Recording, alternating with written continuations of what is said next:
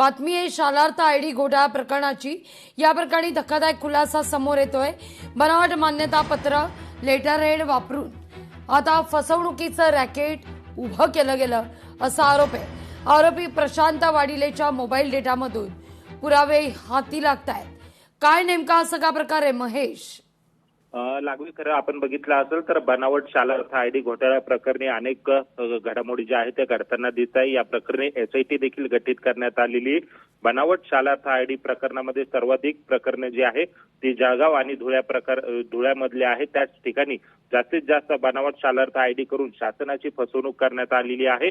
आणि विशेषतः यामधून धुळ्याहून अटक केलेले प्रशांत वाडिले यांना खरं तर नाशिक पोलिसांनी ताब्यात घेतलेलं होतं। आर्थिक गुन्हे शाखेकडनं त्यांचा तपास केलेला होता।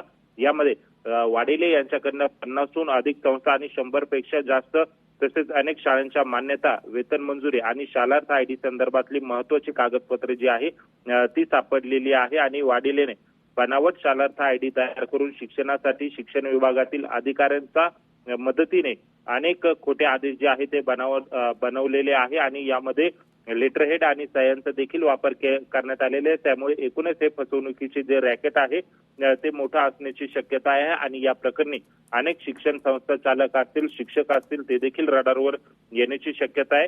विशेष म्हणजे पोलिसांच्या हाती लागलेल्या या डिजिटल पुराव्यांमध्ये बीड असेल, जालना असेल, अकोला, बुलढाणा, नाशिकसह अनेक जिल्ह्यातील शाळा आणि संस्थांशी संबंधित कागदपत्र ही वाडिलेकडनं सापडलेली आहे। त्यामुळे या घोटाळ्याची जी व्याप्ती आहे ती दिवसेंदिवस वाढताना आपल्याला बघायला मिळते। लागवी अगदी एकूणच सविस्तर माहिती करता।